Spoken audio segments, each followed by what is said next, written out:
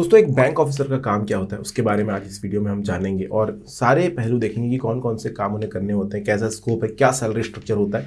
सब कुछ आपको इस वीडियो में पता चल जाएगा। तो पहली बार अगर चैनल पर आए हैं, सब्सक्राइब बटन दबाना ना भूलें। चलिए शुरू करते हैं।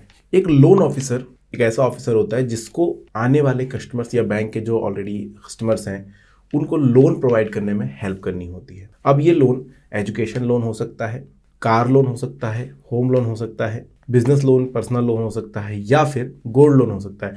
इन लोन्स को लेने के लिए जो भी कंज्यूमर है पहले से बैंक के या फिर जो नया अप्लाई कर रहे हैं, ऐसा ज़रूरी नहीं है कि आप बैंक के कस्टमर हैं तो ही आप लोन ले पाएंगे। आप बाहर से भी किसी बैंक में लोन ले सकते हैं। तो ऐसे लोगों की हेल्प करना, उनको मदद करना, उनको सारी विधि बताना और तरीके सारे निकाल कर देना और कौन से लोन के लिए वो एलिजिबल है ये उन्हें बताना, कितना बड़ा वो लोन ले सकते हैं, क्या क्या चीज़ें, क्या क्या टर्म्स का बैंक की है, ये सारी चीज़ों से अवगत कराना एक बैंक लोन ऑफिसर का काम होता है। अब काफ़ी सारे कस्टमर्स ऐसे भी आएंगे जिनको एक पर्टिकुलर भाई मुझे एजुकेशन लोन चाहिए, तो उसकी सारी पॉलिसीज़ के बारे में बताना और क्या क्या कागजात लगने वाले हैं उसके बारे में बताना, बैंक को इसकी जानकारी देना, कितना लोन वो ले सकते हैं उसके बारे में बताना, उसके सारे साधनों की पूर्ति करना जो है बैंक लोन ऑफिसर का काम है।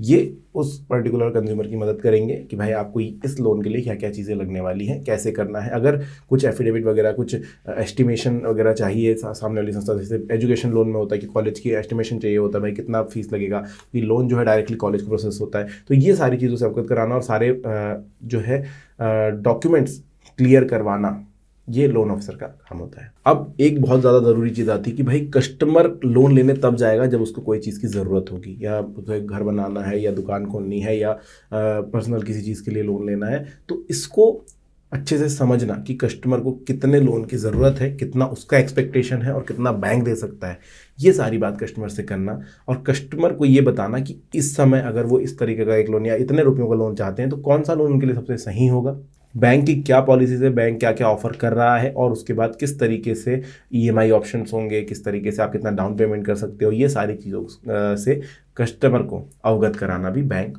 में लोन ऑफिसर का काम होता है। साथ ही साथ अगर कोई होम लोन ले रहा है तो मॉर्गेज वगैरह के बारे में जानकारी देना भी एक लोन ऑफिसर का काम होता है। ये लोग जो होते हैं प्रोफेशनल लोन्स के बारे में, मॉर्गेज के बारे में, कमर्शियल लोन्स हो गए, पर्सनल लोन्स हो गए, इन सभी में ये एक्सपर्ट होते हैं। इनको सारी चीज़ें पता होती है, एक एक पॉलिसी, एक एक छोटी छोटी चीज़ें पता होती है, सारी की सारी जो स्कीम है इन्हें पता होती है। अलग अलग बैंक्स का ये थोड़ा बहुत ये भी जानता है कि बाकी बैंक्स क्या ऑफर कर रहे हैं। तो लोन ऑफिसर यहाँ पर ज़्यादा से ज़्यादा हेल्प करने की कोशिश करता है कस्टमर को कि उसे सही पॉलिसी मिले, सही लोन जो है मिल जाए और सही तरीके से उसका पे आउट भी वो कर सके। अब ये तो हुई कि भाई कस्टमर की हेल्प कर रहा है यहाँ पर लोन ऑफिसर, तो कस्टमर के प्रति तो अपना दायित्व निभा रहा है, लेकिन बैंक के प्रति एक लोन ऑफिसर का क्या दायित्व है?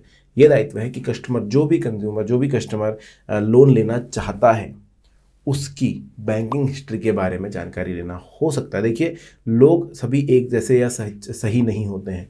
कई लोग ऐसे भी होते हैं जिनके 2-3 बैंक में अलग लोन चल रहे होते हैं और वो ईएमआई डिले कर रहे हैं।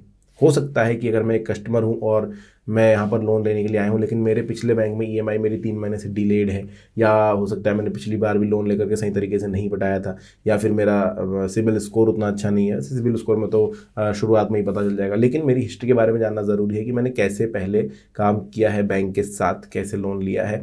हो सकता है कि ये बंदा डिफ़ॉल्टर ही हो, यानी कि इनने लोन लेकर के गबन कर लिए पैसे और अब ये एलिजिबल नहीं है।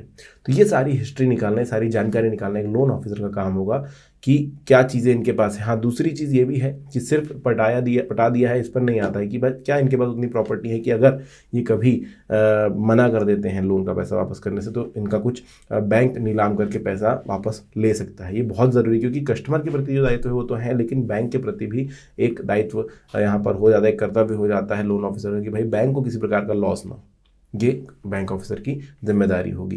तो यहाँ पर बैंक ऑफिसर कस्टमर की हेल्प करने के साथ साथ बैंक की भी हेल्प करता है, कस्टमर की पूरी जानकारी, पूरी बैंक हिस्ट्री निकाल करके। जब सारी चीज़ें हो जाती है तो लोन एग्रीमेंट जो होगा उसका रिव्यू करना भी लोन ऑफिसर का काम होता है। उसमें क्या सारी चीज़ें बराबर से लिखी हुई है, कितना सही है, कितना गलत है, और उसके बारे में कस्टमर को भी बताना, एक बार कस्टमर को भी चेक करा देना, प्लस क्या क्या जो है रीपेमेंट किस तरीके से होगा, कौन कौन से तरीके होंगे कि भाई आप इकट्ठा अगर पे करना चाहो कभी तो कैसे कर सकते हो, अगर बंद करना चाहो इस लोन को तो कैसे कर सकते हो, आप ईएमआई के थ्रू ही जाना चाहते हो तो कैसे कर सकते हो, कितने समय का हो रहा है, कितना % इंटरेस्ट आपको लग रहा है, कैसे पे आउट हो रहा है, सारी चीज़ों की जानकारी रखना और कस्टमर को ये सारी जानकारी देना भी लोन ऑफिसर का काम। और कितने पेमेंट शेड्यूल्ड हैं वो आपको बताना होगा कि भाई अगर 7 साल की ईएमआई करी है तो कितने महीने तक ये कटता रहेगा, वो आपको कैलकुलेट करके देना होगा, कितना कितना रुपया किस प्रकार से कितना % अभी आप ले रहे हैं बाद में कितना लेंगे, वो सारी चीज़ें आपको बतानी होगी। अब नई नई स्कीम जो है बैंक यहाँ पर लाता रहता है, तो कस्टमर्स की नीड के मुताबिक जो स्कीम है वो बैंक ऑफिसर को पता होनी, लोन ऑफिसर को पता होनी चाहिए।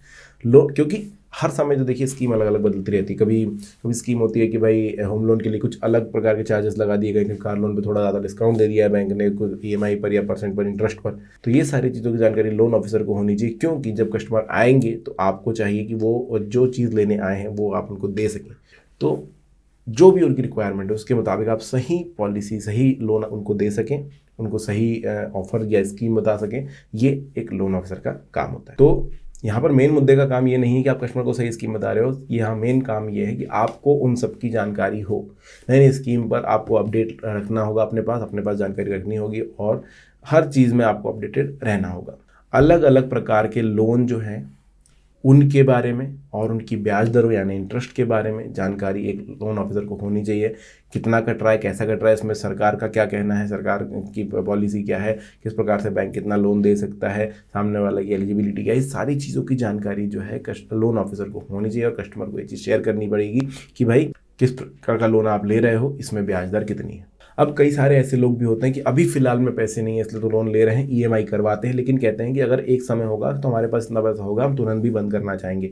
तो ऐसे समय पर लोन ऑफिसर का काम है कि वो कस्टमर को पूरी विधि समझाए कि भाई कैसे आप बंद कर सकते हैं। काफ़ी सारी स्कीम्स जो होती हैं उनको बंद नहीं किया जा सकता, उनको ईएमआई पर रखना पड़ेगा। अगर आप डायरेक्टली बंद किया जाता है तो जितना पेमेंट आपका मतलब अगले 5 सालों में होने वाला था पूरा का पूरा पे करना पड़ता है। कई सारे ऐसे भी होते हैं कि इंटरेस्ट फिर आपको कम लग जाता है क्योंकि आप ईएमआई में नहीं दे रहे हैं, आप लगातार आप डायरेक्टली पैसा दे रहे हैं। तो ये सारी चीज़ें आपको लोन देने से पहले कस्टमर को बतानी होगी, तो आप ज़्यादा अच्छे लोन ऑफिसर कहलाते हैं, ताकि कस्टमर हर एक चीज़ में जो है ट्रांसपेरेंट रहे दोनों के बीच में चीज़ें कि हाँ ऐसा है। अगर कस्टमर के पास कभी होता है तो वो लोन को तुरंत भी बंद कराने में सक्षम हो, ये जानते हुए कि हाँ इंटरेस्ट मैं कम पे कर रहा हूँ या पैसे मुझे कम देने पड़ रहे हैं।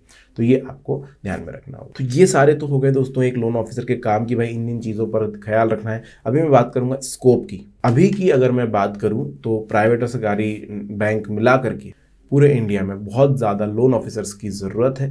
तो ऐसे में स्कोप काफ़ी ज़्यादा बढ़ जाता है, क्योंकि ये काम जो है अभी आप देख रहे होंगे ईएमआई का प्रचलन भी काफ़ी ज़्यादा हो गया है। अभी लोग ईएमआई पर चीज़ें लेना शुरू कर दिए हैं। अब जैसे भी, लेकिन लोगों को पता है ये चीज़ कि हाँ भाई मैं एक गाड़ी ले सकता हूँ। अभी एक पीरियड गया, कोविड पीरियड गया, जब लोगों ने देखा कि भाई हाँ ट्रांसपोर्ट का काफ़ी ज़्यादा दिक्कत हो जाती है, तो ना होते हुए मतलब ना ज़रूरत के भी चीज़ें ली जा रही हैं, गाड़ियाँ ली जा रही है, घर लिए जा रहे हैं। तो लोन जो है बहुत ज़्यादा लोग लेने लगे हैं, जिसकी वजह से लोन ऑफिसर्स की कमी महसूस होती है। तो स्कोप यहाँ पर काफ़ी ज़्यादा है। अगर आप भी बनना चाहते हो तो कर सकते हो। अगर सैलरी की बात करूँ तो स्टार्टिंग पॉइंट इसका 15 से 20 हज़ार से होता है।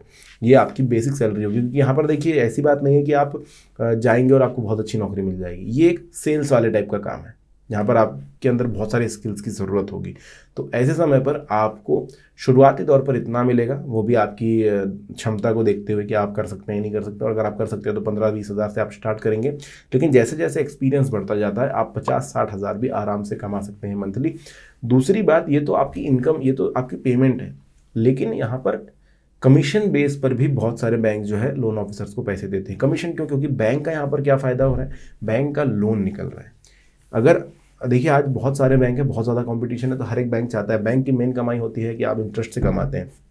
तो अगर एक कस्टमर दूसरे बैंक से लोन ले लेगा फिर उनको इंटरेस्ट पे करेगा, तो आप तो यही चाहेंगे ना, आपका बैंक तो यही चाहेगा कि वहाँ से ना लेकर के हमसे लोन लिया जाए। इसलिए अलग अलग स्कीम्स आती हैं, अलग अलग चार्जेस होते हैं। तो इस वजह से यहाँ पर लोन ऑफिसर का ये काम होता है कि भाई आप सेल कीजिए, आप हमारे लिए लोन्स लेकर आइए। अगर ये लोन ऑफिसर जो है यहाँ पर इतने मंथली जो टारगेट दिया कि भाई 50 लोगों को लोन देना है हमें, वो कंप्लीट करता है, तो सीधी सी बात है इनकी तो कमीशन बनेगी। तो ये कमीशन बेस पर आप बहुत अच्छी कमाई कर सकते हो। लोन ऑफिसर बनने के लिए क्या पढ़ाई की जरूरत है? 12th कीजिए, 12th के बाद आप बीबीए कर सकते हो बैंकिंग एंड फाइनेंस में, या फिर आप एमबी, अगर आपने ग्रेजुएट कर रखा है, ग्रेजुएशन कर रखा है, तो आप एमबीए कर सकते हो सेम बैंकिंग एंड फाइनेंस में। अगर आप 12th पास हैं तो आप बीए इकोनॉमिक्स का कोर्स कर सकते हो, अगर आपको बीबीए थोड़ा ज़्यादा महंगा या ज़्यादा दूर है, कॉलेज नहीं है आसपास, या फिर बीबीए थोड़ा सा आपको ज़्यादा एडवांस लगता है तो बीए इकोनॉमिक्स कर सकते हो। इसके अलावा MBA in banking and finance मैंने बता दिया। पीजीडीएम कर सकते हो अगर आपको पोस्ट ग्रेजुएशन कोर्स करना है, सिर्फ डिप्लोमा करना है, एमबीए वगैरह पे ज़्यादा पैसे खर्च नहीं करने हैं, टाइम खराब नहीं करना है, क्योंकि एमबीए 2 साल में होता है, तो आप पीजीडीएम यानी 1 साल का डिप्लोमा भी कर सकते हो सेम बैंकिंग एंड फाइनेंस में। और उसके बाद आप इस तरह का काम कर सकते हैं जिसमें आपका स्कोप बहुत ज़्यादा है, क्योंकि आप ये बैंकिंग ऑफिसर होंगे, आगे आप इनमें जो टीम होगी उसमें टीम लीडर भी हो सकते हैं, मैनेजर भी हो सकते हैं। तो ये है दोस्तों बैंकिंग ऑफिसर के बारे में सारी बातें। अगर आपको वीडियो पसंद आए तो लाइक, सब्सक्राइब और कमेंट जरूर कर देना। मैं मिलूंगा नेक्स्ट वीडियो में। जिनको जरूरत उनके साथ शेयर भी जरूर कर देना वीडियो को। धन्यवाद।